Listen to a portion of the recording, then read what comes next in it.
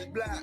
Yo, look, sue me, I'm rooting for everybody that's black. Spent about 2 racks on handmade do rags. Sue me, I'm rooting for everybody that's black. That's everybody from sports to copy blast to rap.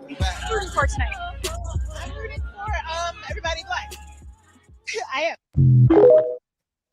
Good morning, and that's what we are rooting for. Everybody that's black. Welcome to Black Press USA's morning show, where we bring you the headlines and, of course, the culture, if that was not the culture. And I have a voice for the culture, for Black women, and for politics. Our co-host this morning is Katrina Robinson, a former Tennessee state senator. She's an award-winning entrepreneur and a sought-after crisis strategist. So, of course, we had to have you on the show this morning. Good morning, Katrina. Good morning. How are you? I am well. It's been a minute, but as we have these stories today, when we were looking at them and thinking about the conversation, I was like, Katrina Robinson has to roll with us today, Greer. Well, thank you for having me. It's always a pleasure to talk with you, Neil. Okay, for sure. But first, the chat is already chatting. So we definitely want to say good morning to Oren G. Now, Katrina, Oren G, he has an HBCU sports show on Fridays. Oh. And so every Friday he pops in and he is officially named Friday SWAC Hoodie Friday. So he says today he's rocking his Alcorn State Braves hoodie. Okay. Yeah, every Friday popping in. Nancy Wall says happy Friday, chat. Michelle Madison has popped in, and so has Big Cheese. And Big Cheese, you know, he's very contrary to everything we have to say, but you know, all are welcome. Everybody has to play their role. So let's start with our morning poll. So we start off the show with the morning poll, Katrina, and we have a few today, chat, because there's a lot to talk about and we want you to weigh in.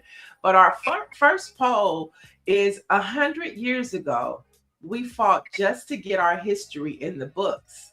Today, we define global culture, okay? So the question is, which area of Black culture is the most unstoppable in 2026? Okay, so chat, we need you to weigh in on which area of Black influence is the most unstoppable in 2026. So option A is the boardroom career. When we're talking about building Black buying power. Option B is the digital era, Black Gen Z content creators. Option C is the ballot box, you know. Is that our influence?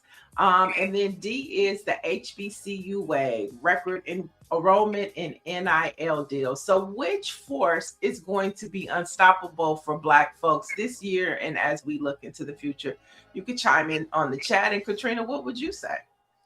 Oh, that's a hard one. That's a hard one because we dominated every area. That's a hard one to choose from, Neil. I would say maybe our HBCUs. Okay, so the HBCU wave. Okay. Yeah, I think NIL deals have really kind of opened the doors for a lot of us because a lot of times in the past, our talented athletes would not go to HBCUs because they felt like the opportunity was going to be stifled. But now that the NIL door is open, it's a different ball game. Literally. I love it. Well, Connie Converse is saying C, which is the ballot box. And then Dr. Marilyn is saying A, the boardroom and careers. I think I'm going to go with C because as we look at what we're up against this year and what's at stake, I think the ballot box is going to be critical because we know in midterms, there's low voter turnout. Historically, right? And so when we look at what's happening, you know, it's not just a matter of voting, but it's like, will people show up? And if they realize what's at stake. So yeah, you guys continue to chime in. So we're talking about which area of Black influence is the most unstoppable? Is it the boardroom A? Is it the digital era B? Talking about all these content creators. Is it the ballot box C? Or is it D, HBCUs? So let me get this straight. We're talking about the area that we're manifesting is going to be unstoppable this year. Yes, the most unstoppable. Your opinion. Like, what do you think is going to lead the way? We're manifesting that it's going to be the ballot box then. Okay. We're manifesting. But I mentioned having you on the show because our first top 3 stories are about women in leadership, and them fighting with, or having to have conversations and justify their actions to Republicans who feel like they could do anything they want. And so let's start with Rep. Jasmine Crockett, who's under fire after a heated House floor debate where she defended Delegate and Rep. Stacey Plaskett out of the Virgin Islands. Now, Republicans have moved to censure Plaskett after text messages were revealed she was in communication with Jeffrey Epstein in 2019. Now, Crockett said the GOP has selective outrage, pointing out that Donald Trump and Epstein were Betsies, okay? And alleging that Republican donors also have ties to the disgraced financer.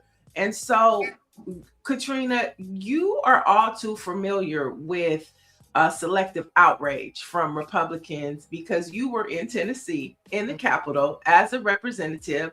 And, it's not the same, but you have, expressed and said that similar things have happened to you. So what are your thoughts about this whole conversation about Jasmine Crockett supporting and defending her sister, Stacey Plaskett? Absolutely. So I believe that the GOP literally only is outraged when it's time to skirt accountability. So in this particular instance, we're censuring Stacey Plaskett for communicating with her constituent at the time when we have people who are in constant communication at this time with Jeffrey Epstein for other issues, right? And I think the GOP does this every time. It's all about changing the subject when the heat is on. Mm-hmm. And they take every opportunity to do that. And shout out to Rep. Crockett for doing this, because this is what Democrats need to do. They need to call them out every chance they get.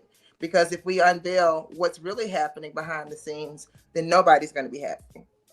Right. I just think that, she was on point with the selective outrage, right? Yeah. And I think there's also a conversation of just because you attended a Jeffrey Epstein party, it doesn't mean that you knew or you consented to the behavior that was happening. That's just like a Diddy party. Just because you went to a Diddy party or you went to his birthday party, it doesn't mean that you have affiliation and know what was happening. Right. You know what I'm saying? Right. And so that's the part that throws me off. But to go as far as the censure, when you have released 1 million pages and over 75 to 80% are redacted. Yeah. And it's coming out that Donald Trump's name appears more than Jesus is in the Bible. Yes. In those Epstein. Or somebody said than Harry Potter does in the Harry Potter series. I mean, come on. Yeah. What is this about? Yeah. And if we want to look at text messages, let's look at Donald Trump's text messages during that time. Can we do that? I'm waiting, Chad. I'm waiting for somebody that Red Hood. You said, I'm sorry, I can't take this seriously. Y'all support Jasmine Crockett, but can you answer that question? This is not about supporting Jasmine Crockett. This is about supporting accountability for people's actions that actually impact other individuals for a lifetime, not someone texting their constituent in reference to legislation that the constituent had interest in. And I find it interesting as how they see, and I'm talking about Republicans and Donald Trump, how they see and they view what women have to say, whether you're black or white, to just disregard what happened to those young girls at the time. Mm-hmm. And the trauma that they still have, and to know some of them have committed suicide, and to see somebody like Marjorie Taylor Greene change her wicked ways because she talked to some of those women that are in those files, and she says she believes them, and that she started getting death threats for speaking up for them. And so that says a lot. That says a whole lot. But the fact that they disregard women, and like Jasmine Crockett says, they have selective outrage. And another woman that is like, not today, baby, is Hillary Clinton. Okay, yesterday she had enough. She made it publicly clear she wants her testimony of Jeffrey Epstein in public. Republicans want to do it in the closet with the lights off. But she says if she's going to talk, it should be in public. Now, she made this demand after she and Bill Clinton dropped their efforts to resist subpoenas to testify before the Oversight Committee. Now, Oversight Committee Chairman James Comer said the Clintons' testimony would be taken via deposition and that there might be a public hearing. So she got to her Twitter fingers, Katrina, and she said, so let's stop the games. If you want this fight, let's have it in public. Okay. Then she says, you love to talk about transparency. There's nothing more transparent than a public hearing, cameras on. Okay. Then she went back. Katrina, she jumped on Twitter again. She said 6 months we engaged in Republicans on the Oversight Committee in good faith. We told them what we know under oath. They've ignored all of it. They've moved the goalpost and turned accountability into an exercise of distraction. So she wasn't having it yesterday. So she gets it. That is the strategy. We don't hold ourselves accountable. We change the subject and we point the finger at someone else who has nothing to do with what's at hand. And I commend her for going public, but this could go two ways. But this does create the opportunity for the narrative to be controlled in a different way. However, it does open doors for things to be spun in a different way as well. So I hope that we do this so that a lot can be brought to light, but it can go both ways, Neil. It could go both ways, but I think the fact is, maybe the Clintons are ready to just let it all out, because then it puts the pressure back on Donald Trump. Because we saw Melinda Gates, right? She was going viral this week for talking about her ex-husband. And she denying the allegations. Did you catch that? Yeah, I caught that. Yeah. Even from the venereal diseases. Yep. And him wanting to give her the medicine without her knowing. Yep. What did she do? She didn't deny any of it. Yeah, she expressed sympathy for the victims. She seemed to be very affected herself. So I think there are a lot of secrets that may come out as we talk more about this that people won't be happy with. Those who we regarded as heroes and icons in our generation, we're going to see a lot of information come out that will change the way that people think and respect them. Right. It's just unbelievable that women are not believed in this situation. Yeah. And even the way Donald Trump talked to Caitlin Collins this week, saying things like, do you ever smile? You know what I'm saying? As if she has to meet his approval. Right. Yeah. I mean, it's just gross. And then when he was telling her, you let's move on. We're past that. How do you think women feel when they see him so nonchalantly disregarding what happened to them, how they feel? And then you see all these white men, what they said, this picture is going around. I know somebody who wasn't in the Epstein files, and then you have Obama. I know somebody who wasn't in the Epstein files, and then you have Sesame Street characters. That's all that's left. Yes, that's all that's left. That's all that's left. It's really sad, it really is. And speaking of women in power, yesterday Harris was trending as the viral social powerhouse formerly known as Kamala HQ has been officially rebranded, and it's now simply called Headquarters. So she's pivoting from the campaign war room into a Gen Z-led progressive content hub. Now, here's the mission, Katrina. It's moving away from just being about Harris, the candidate, and becoming a permanent digital base to mobilize young voters against far-right extremism. And this is ahead of the midterms. So the question is, yesterday people were like, is she rebranding herself? Is she preparing for another run? So before I get to you, Katrina, I want to know from the chat, if the primaries were held today, does Kamala Harris' new headquarters hub make you more or less likely to support her in a second run? So basically, if we were voting today, would you vote for Kamala if she was on the ticket? And I'll turn it over to you, Katrina.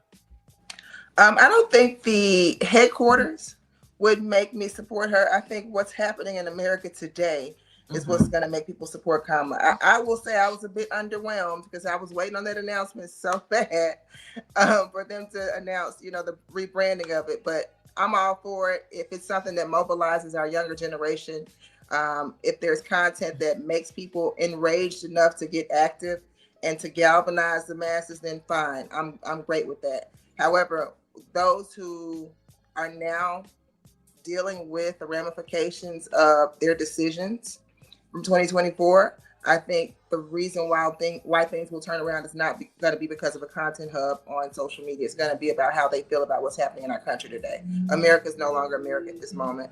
And so we need someone to do something. And I think that's where a lot of people are right now. The midterms are a great opportunity to do that. We're a little late in the game to be trying to impact midterms through content creation, but it is what it is. Right. I mean, for me, if there was no other option, most definitely 100%, I'm voting for Kamala Harris. But when we really seriously talk about the presidency and who's running in 2028, I definitely want a fresh face. It's not really Newsom for me either. But if I had no choice, I'm picking Kamala or I'm picking Newsom. But I really hope as we go through this year and we start seeing these fresh rising candidates, and we see some people that we didn't even think to consider, I hope that something rises out of the Phoenix Sun or something. And I'm going to hope for Westmore out of Maryland to rise.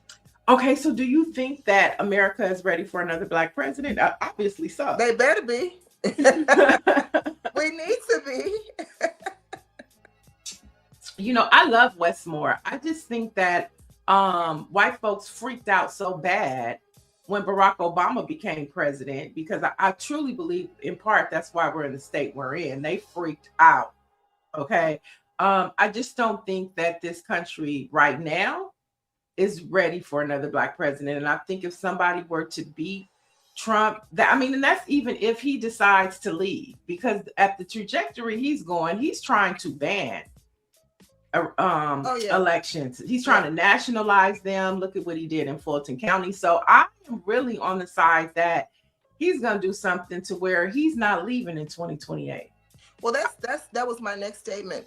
Before we get to anything, as far as a viable candidate for 2028, we need to be protecting our elections. I think that's the thing that people are missing. It doesn't matter how great of a candidate we have. If the elections are compromised, then what do?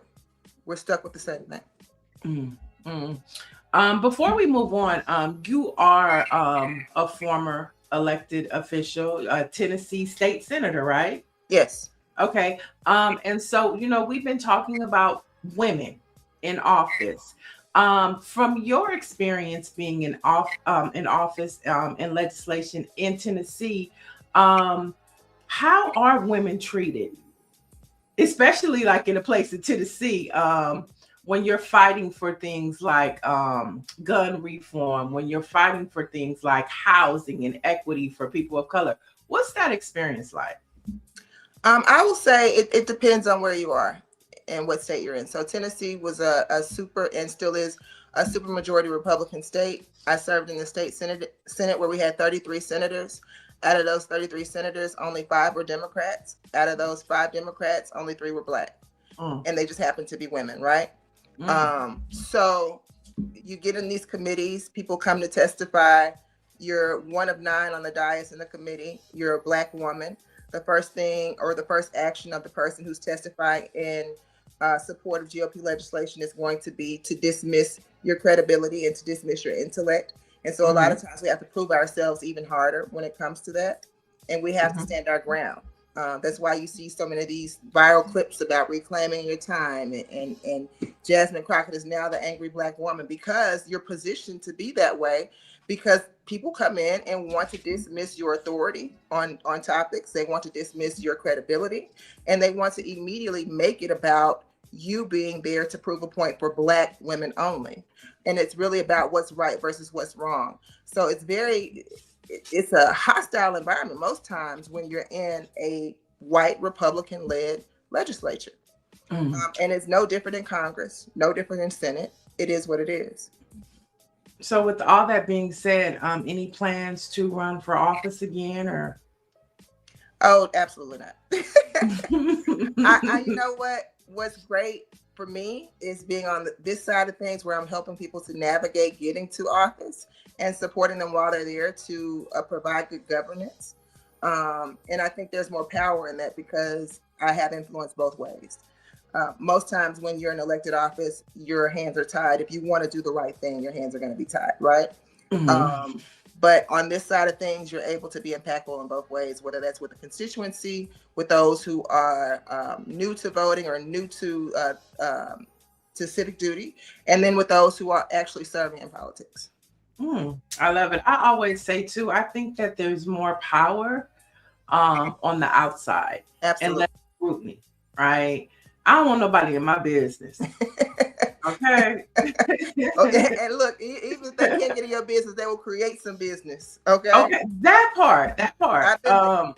So yeah, it's better over here. So let's talk about, so there was a lot of news yesterday about Black media being supported by this wonderful organization called Honest Impact.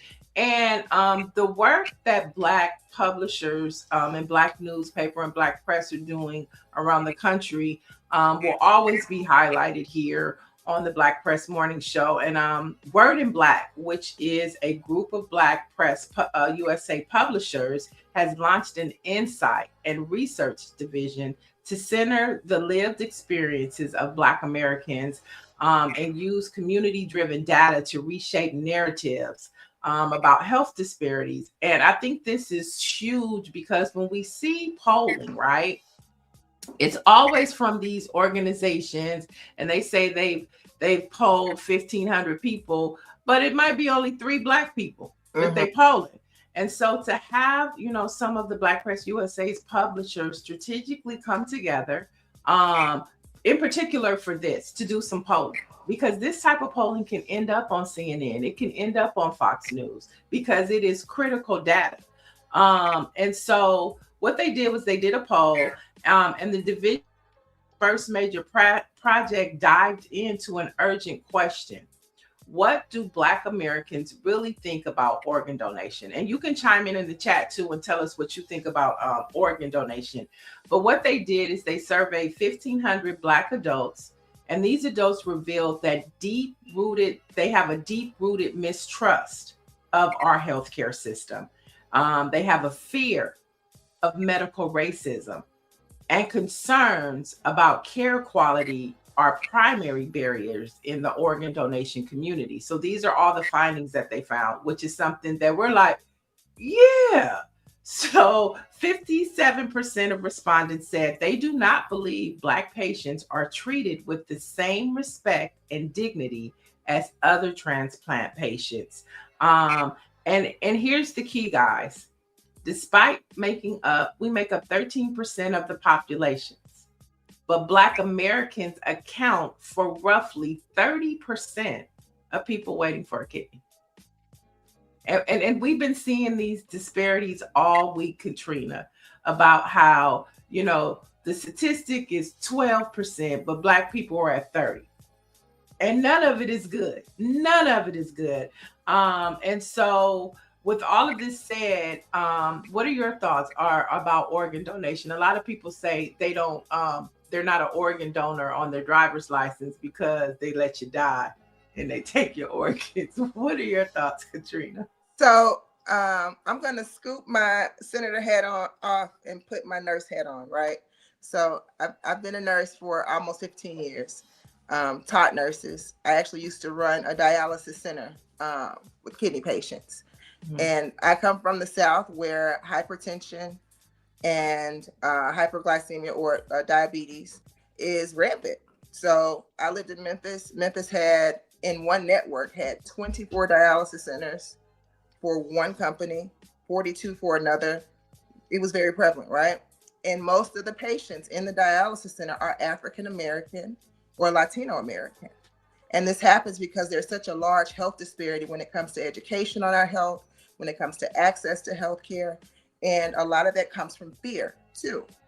that translates to organ donation. So when people come into the hospital, their family member is in critical care, they're in ICU, they can't get them off the ventilator, they're ready to pull the plug, there's someone who's waiting for an organ. That person, if they are a viable candidate to donate an organ, yes, the nurse is obligated to talk to the family about it. The family has the right to receive thorough education on what happens in organ donation, but a lot of times Black families don't want to hear it because they feel like if they even talk to you about organ donation, you're going to let their family member die. Or in some instances, they think that you're going to kill their family member because this is the myth that's happened over and over again. And I think it's very deep rooted from history, of course, but also it's perpetuated constantly that Black patients are not of worth in our hospital system.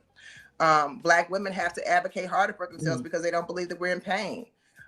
We have high maternal mortality rates because of this. And I think all of this works together for Black people to think that the healthcare system is conspiring for organ donation in instances like this. And it's very sad because there are so many people who need organs. My mom is a kidney patient. We have to have the conversation. We have to have the conversation. It's necessary. If we don't donate organs, then what happens to people who have so much life to live, to youth who are 17 years old or 22 years old with so much life ahead of them and they just need one organ? So I think it's more about education. It's more about exposure to what really happens in the process, and it needs to happen. No, I think you brought up some good points, which, is why what Word in Black and these Black publishers are doing is critical, because they're pointing out the health disparities, and their next project is going to be on breast cancer, a disease that kills Black women at a significantly higher rate than their white peers. And we find that up and down. Anything when we talk about healthcare, and there are studies that have been proven that when Black people take care of Black people in the healthcare system, patients are more relaxed to talk about what's going on with their bodies, and they feel like they get better health care. It kind of reminds me of going to a HBCU versus a PWI. When you go to a HBCU, your professors, they are intentional about their students.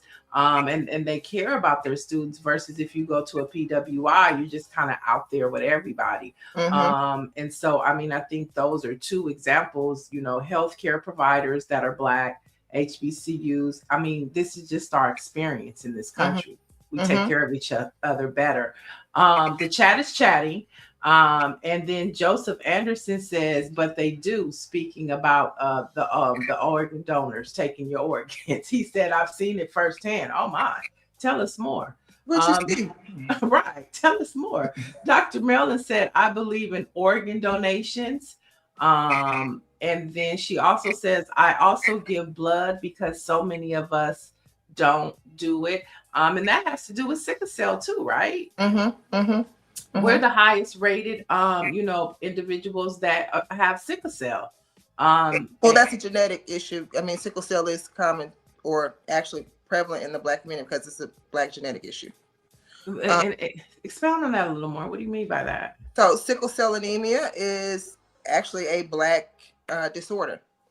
I didn't know it was a Black disorder. I didn't know that. When I say that, I mean Blacks are genetically predispositioned to have sickle cell.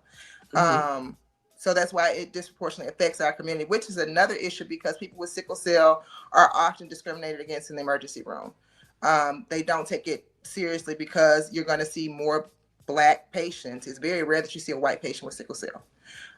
So when Black patients come in and they're complaining of this pain, they're not believed because it's always Black patients who have sickle cell. So when you come in, sickle cell is a very painful disease. It's very debilitating. And so when you come in complaining of pain, it's hard for people to get treatment or adequate treatment for sickle cell because of that, because it's considered an African-American disease. Deanna Parker says, I don't want to hear anything on health and food as we are now eating more bioengineered meats and veggies. Do you agree with that? I absolutely agree. So I went out of the country recently and I was looking at my banana and suddenly I just felt sick because my banana was literally like this size, right? but I come to America, my bananas are this long, or my oranges are this big. I agree. The food is killing us. And if you think about it, we're the only country that regulates food and drug together. So there's that. Wow. So we'll be looking more from Word in Black as we talk about health. You know, we see this is really important. And studies like this make us feel heard, right? Yeah. You know, it's like, you know, we're polling each other, we're getting to the bottom of things. And so even through all of this craziness that our country is in, Black folks, Black organizations and institutions are still moving our stories, our narratives, and our issues forward. And I love that for us. You know, absolutely. I love that for us. If we don't tell the story, who will? Who will? All right. So we'll have more studies from Word in Black. Now let's move to Nike. Now this story is bananas. Speaking of bananas, it's bananas. Now, Nike has always told us to just do it. But now the federal government is saying they have done too much. So the EEOC, which stands for U.S. Equal Employment Opportunity Commission, is taking Nike to court, okay, claiming their diversity goals actually discriminated against white workers. Now we're talking about a company that has been a cultural pillar in our community for decades. White folks, white workers being discriminated against, Katrina. I'll let you have it. I don't even want to give this any breath. I really don't. I'm not familiar with the story, first of all, but I don't want to give this any breath. I don't think that there will be much to hang their hat on when it comes to this. It's like calling a Black person racist to me. So I don't know much about the case, but I just don't see it. I mean, you may have a lot of Black employees, but that doesn't mean that white people are disproportionately affected by hiring policies at Nike. Girl, I mean, it is insane that these white folks are like really trying to change the narrative of what being discriminated is. We did a story a couple weeks back about a principal that was sued by some white students because the white students thought they were being funny and giving one of the students that is, in a special ed class, gave him for his birthday a bag of chicken, some watermelon, and some grape soda. So the white boys got suspended. So now they're suing the principal and the school because they were racially discriminated against and their reputation has been damaged. This Trump Klan administration is trying to change what racial discrimination is in this country. And I don't think that people understand they're doing it on every level, on every front with our voting rights. Look at what they're doing with the immigration and the ICE. ICE is preparing to be the policing organization of our country. They're shipping ICE vehicles all around the country. Trump is trumping our policing in America, but we all know that all of it derives from slave catching. And so now that it's affecting those outside of the Black community, it's a different conversation. When we were being shot dead on the streets, it was a different conversation. But now people are starting to pay attention. So it may backfire on the administration. I hope it does. And I hope that, I don't think they're mad enough. I need for them to get a little madder. Okay. A white blonde woman with blue eyes needs to, well, I don't want to say that. If a white woman with blonde hair and blue eyes were impacted by this, it would be a different conversation. And you're not going to get any argument with me. You're really not.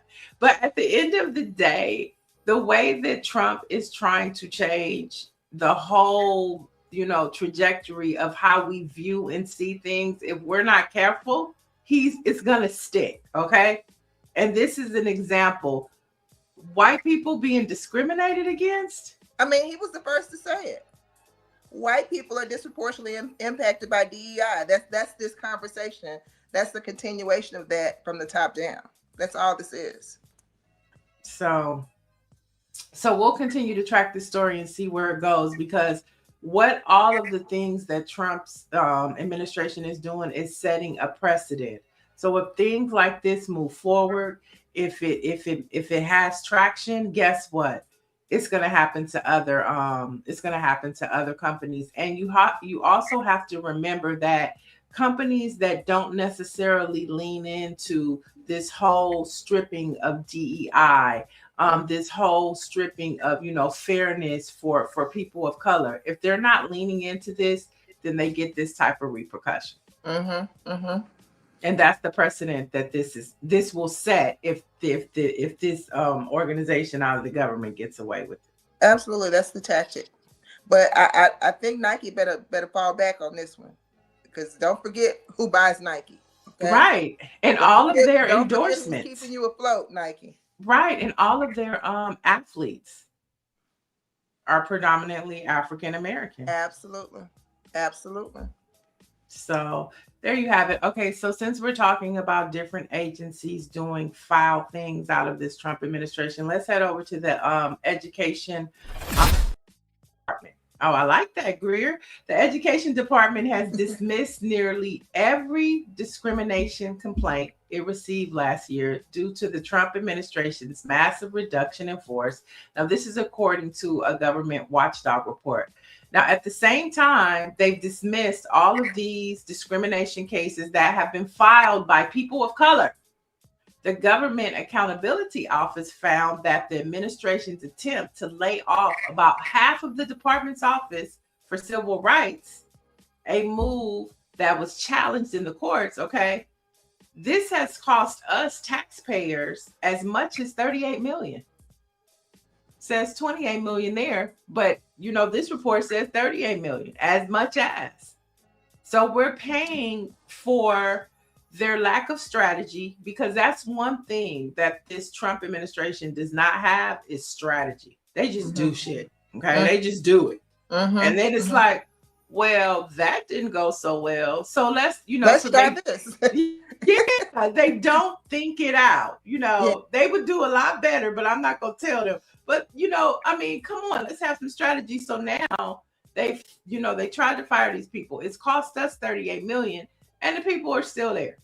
Insane. But at the same time, 90% of the discrimination cases that were filed, they just have dismissed them all. But the other thing is this: I don't think the administration cares about what it costs monetarily.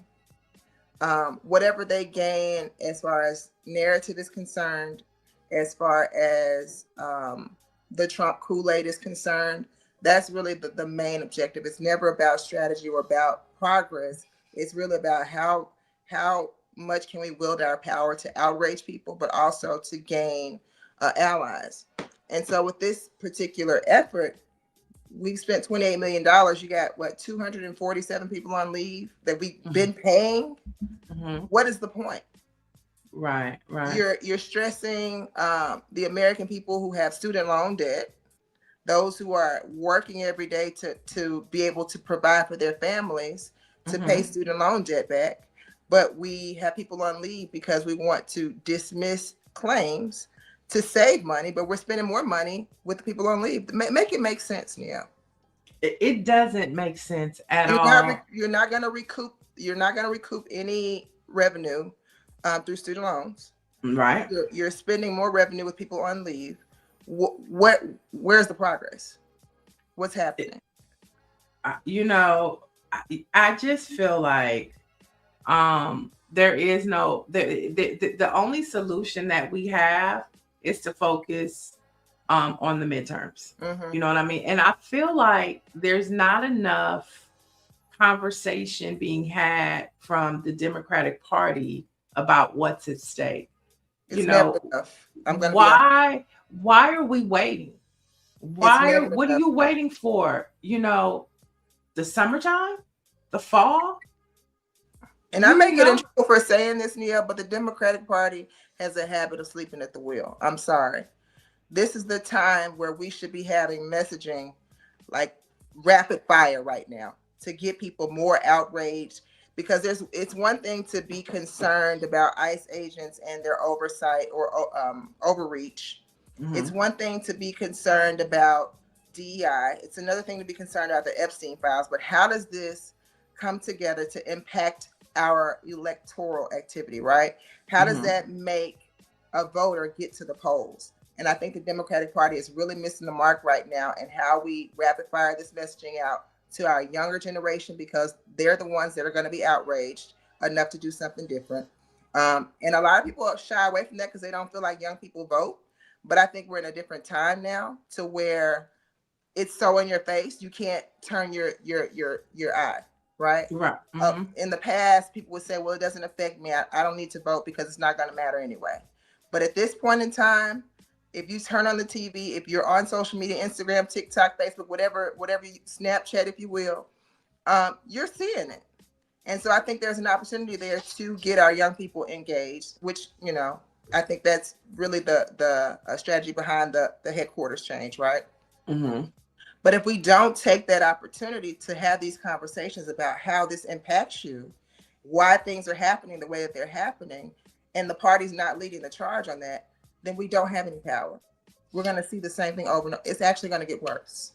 Right. And to know that, you know, voter turnout during midterms and off-season elections is extremely low. You would think that they would be stirring the base. But you said something to me that I didn't think about. Kamala Harris might be grooming her next set of voters for 2 years. I didn't think about that. And that's one of the things, and really that's a play out of the Obama's playbook, the Obama Foundation.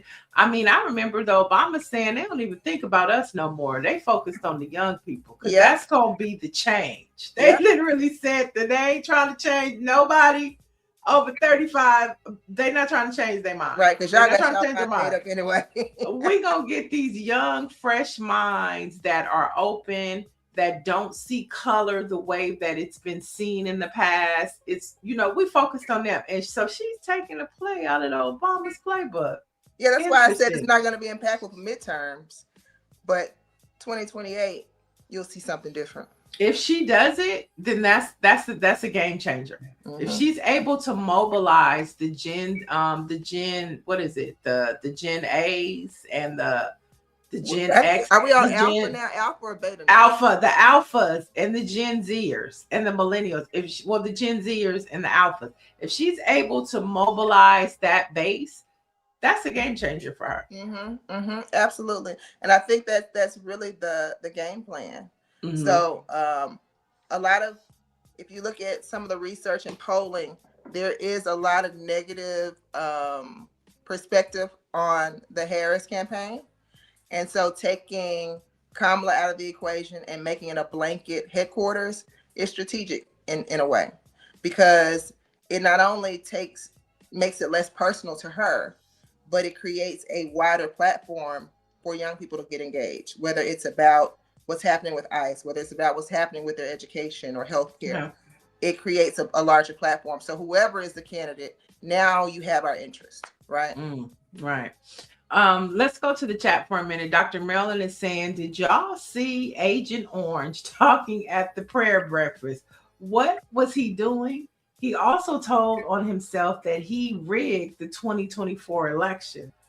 He told himself 20 times and nobody said anything. This man has literally, he said it in the Oval Office one day. I think it was back when he and Elon were entangled. He said it right there. He said it over and over again.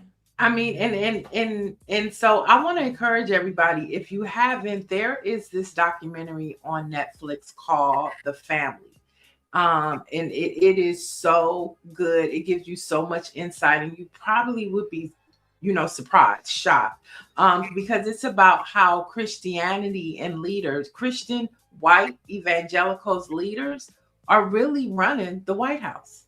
And you see, so when we talk about what happened in Minneapolis, that wasn't, I talked about this before, that just wasn't any old church. Okay. Like Doug Wilson, I think his name is Doug Wilson. He's he's a white nationalist that runs like one of the biggest white evangelical church networks in this country. Pete Hegseth in DC, he goes to one of his churches, okay? And that ICE agent, that Nikema Levy Armstrong, went and called out in that church is affiliated with that. And so this documentary, The Family, which is true, and it goes all the way back to former presidents, past Reagan, it talks about how Christian white leadership is yielding and wielding what's happening in Washington, D.C. So that prayer breakfast, that's the guy. See the guy with the circle? That this is all from The Family. So if you want to know who's wielding power, you think about white evangelicals, you think about white nationalists. It's all intertwined, and they're all on Capitol Hill. And this documentary, The Family, it talks about it. So thank you, Dr. Marilyn, for that. Because if you can, watch The Family. Somebody else says people need to become independent voters. I'm not mad at that. Orange G says the fake Black Americans are a joke. When will one of you clowns run for office? Okay, tell us how you really feel. Vic Morrison said it's a nice thought, but without unity, fascism will always win. So you have it there. So yeah, the chat is chatting. They're going at it. So let's lighten things up a little bit. I think it's Friday. It's a lot going on this weekend, Katrina. Who you got for the Super Bowl? You know, as my dad would say, I don't have a dog in the fight. I used to be a Patriots fan.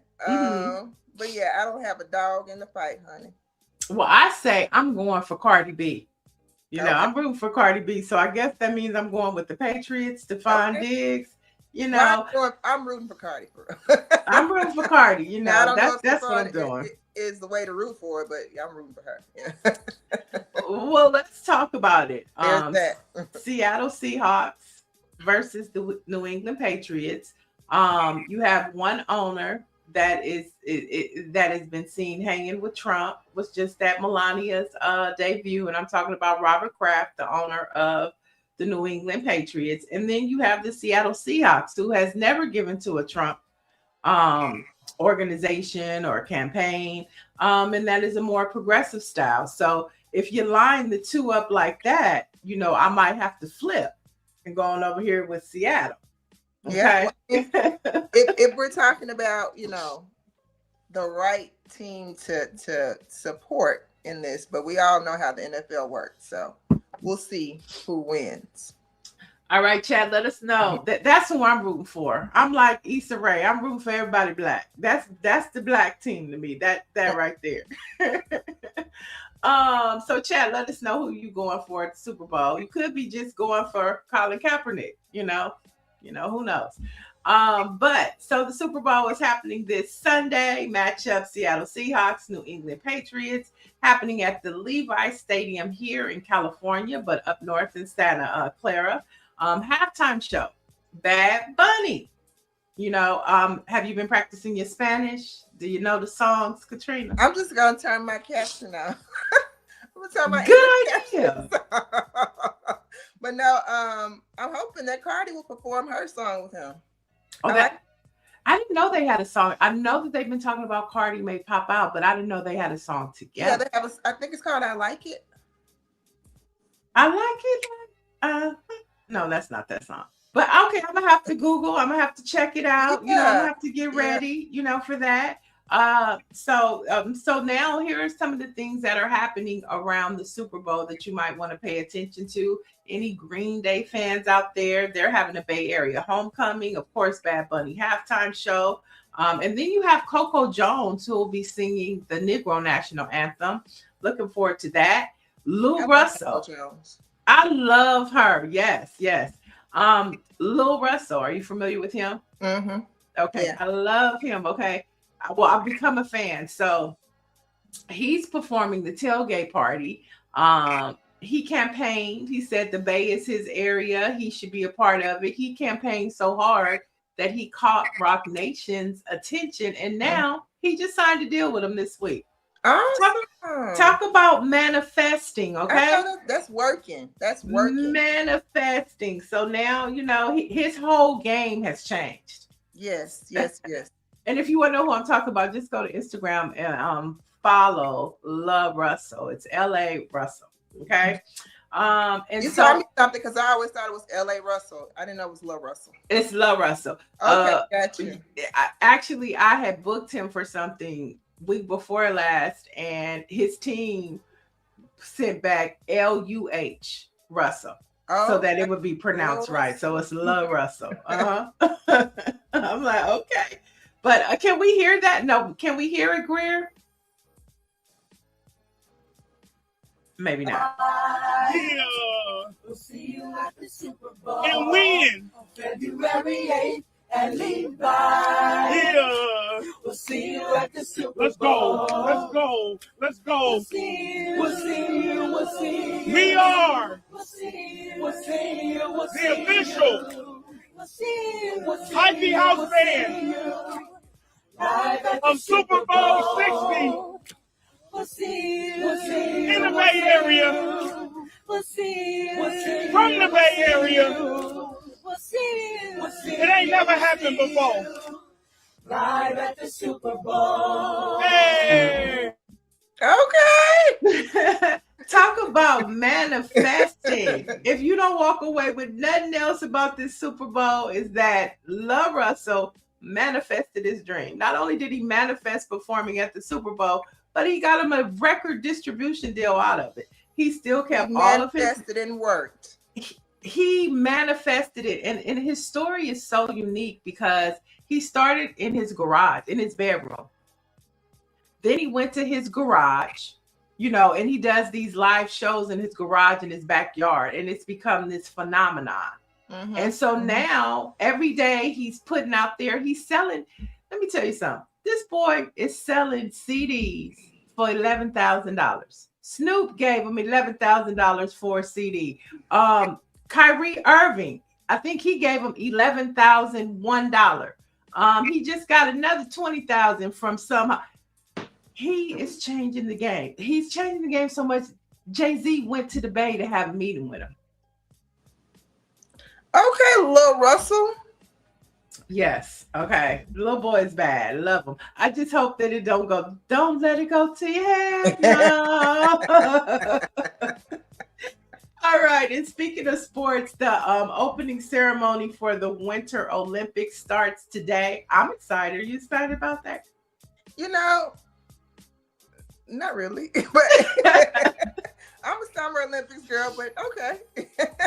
I love the Olympics period. So I'm really ready to lean in to the Olympics.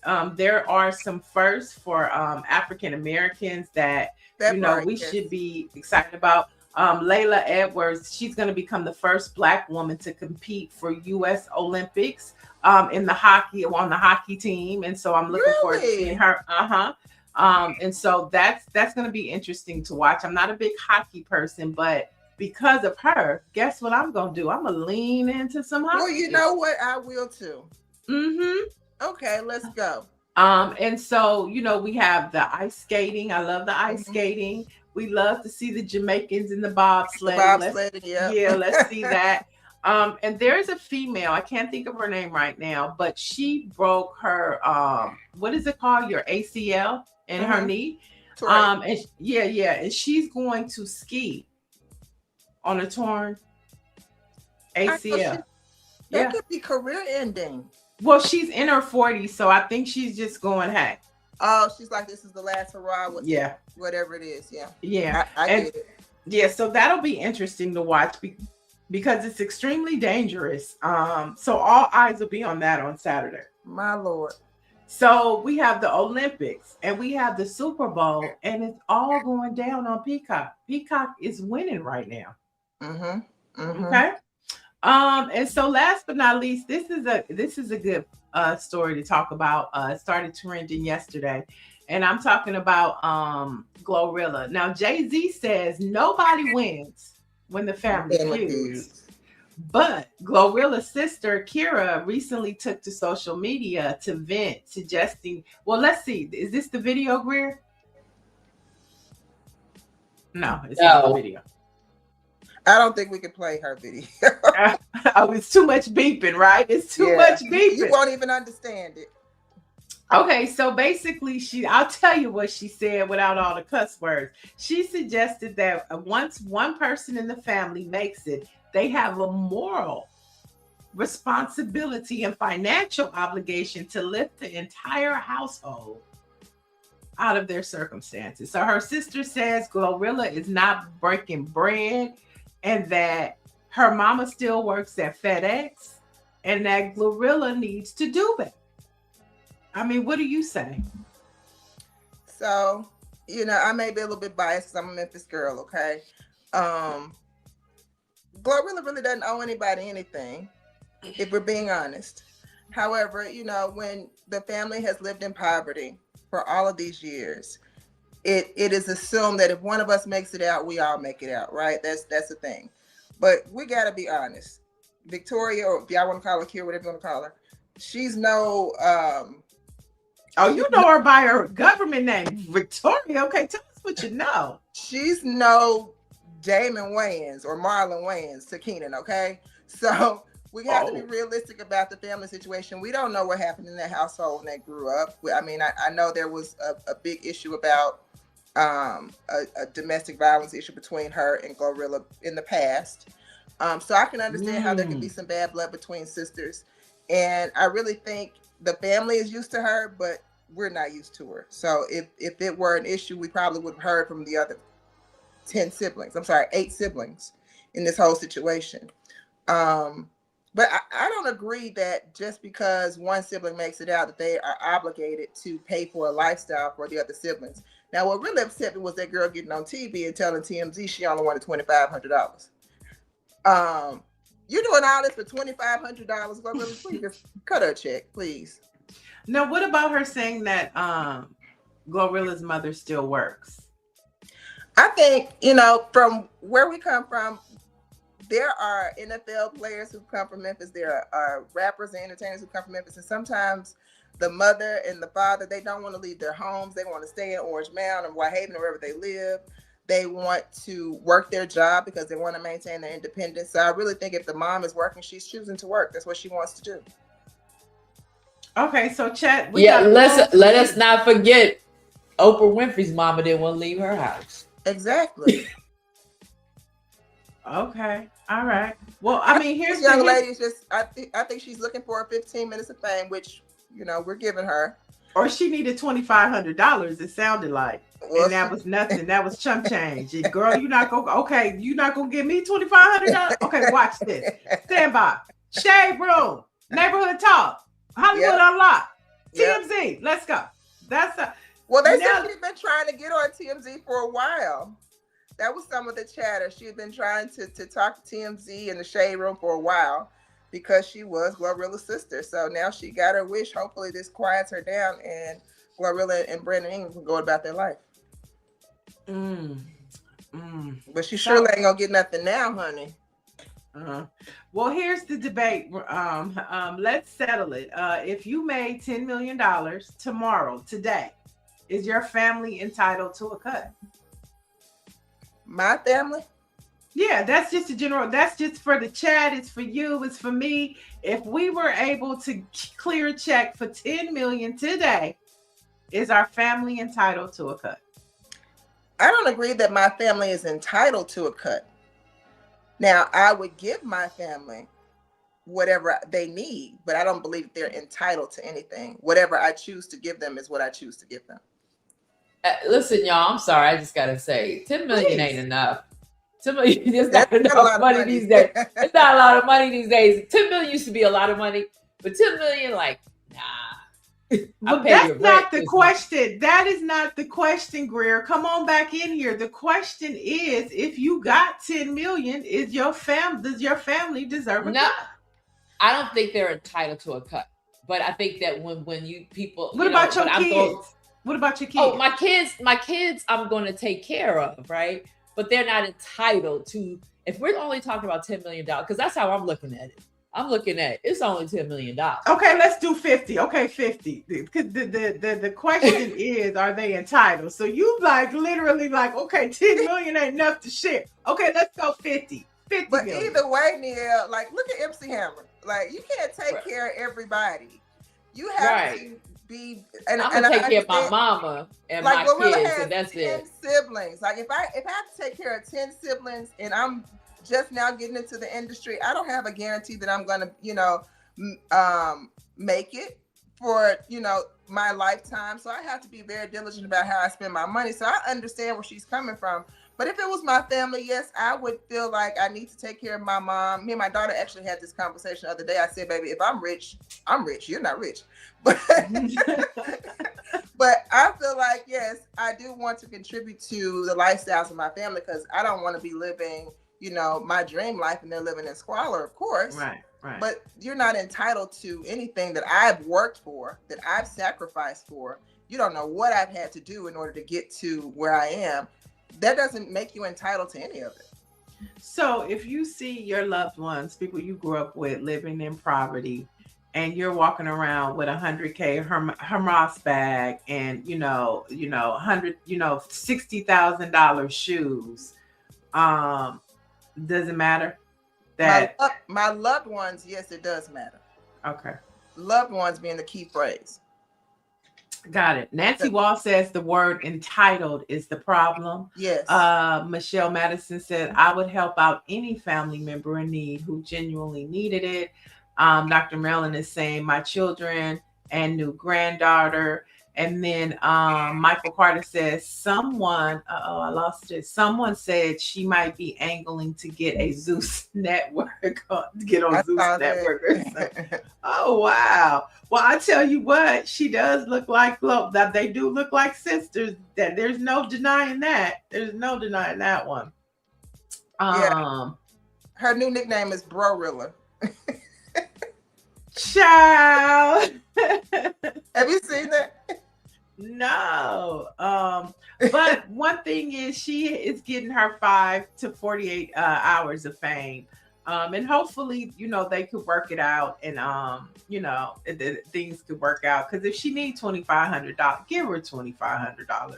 Please. I mean, at this point, she can get on TikTok right now and get $2,500. Let's think about this. She's got enough of followers. And let's think about this. Let's think about how many people have built careers off of 5 minutes of fame. You know what I mean? People that we see in the limelight now. I mean, hell, the Kardashians could be a perfect example of that. One sex tape, has led to an empire.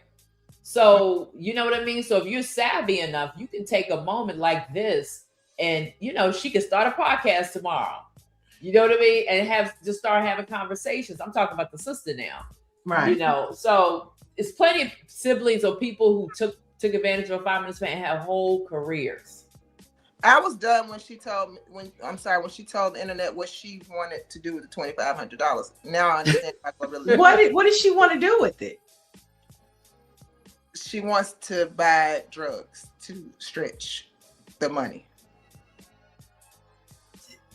Katrina. She got on the internet and said that. So she wants to flip. She wants to flip the $2,500. That's what you're telling me. She wants to flip the $2,500. Ciao. Yeah, at that point, yeah. Good luck. It's 7 p.m. Friday. That's why the family is not entitled. Okay, everybody in the family cannot be entitled. That's the very reason why. Wow. Because now I got a money laundering charge, right? Okay, didn't they already run into Glorilla's house and bust in her house in Atlanta or something, and she got arrested, and okay, so yeah, that was a little tea for y'all. So don't forget, we'll keep you posted on this story, maybe or maybe not. But for sure, make sure you tap in and check out the Olympics, which start tonight, opening ceremonies, and of course the Super Bowl on Sunday. Before we get out of here, our Black fact today is in loving memory of a culture icon. I'm talking about Lamonte McLemore. He's the singer and founding member of the Fifth Dimension, who's died at the age of 90. Now, Macklemore is he died at his home in Las Vegas, surrounded by his family. And they said that he died of natural causes after having a stroke. Now, I didn't know this about the Fifth Dimension, but they had broad crossover success. They won 6 Grammy Awards, including Record of the Year twice. Okay, for 1967, Up and Away, and 1969, Aquarius, Let the Sun Shine In. And so Lamonte Macklemore, we remember him, and you can have a little Dimensions soundtrack playing this weekend if you want. But that is our Black fact for today. Katrina, thank you for pulling up this morning. Thank you for having me. I've enjoyed this. Good. We'd love to have always fun. Well, we would love to have you back. Okay, for sure. And then for those in between time and in the meantime, you know what to do for the latest in Black news, headlines, and of course, those who are representing the culture. There's no other place but blackpressusa.com. Can you put that back up? That did not look like Don Lemon. Is that AI? No, that's him. That's him? He's just a little, Maybe it's a little early. My glasses retouch. A little foggy. It's the retouch glow up. Okay. But yeah, you can head over to blackpressusa.com, find out what's happening in your Black community. And don't forget, check out Word and Black's report too, because that gives us information about the health disparities we're facing in our country. So yeah, that's it. That's all I got. What a week, Katrina. Thank you for joining us. What a year. Bye. Bye.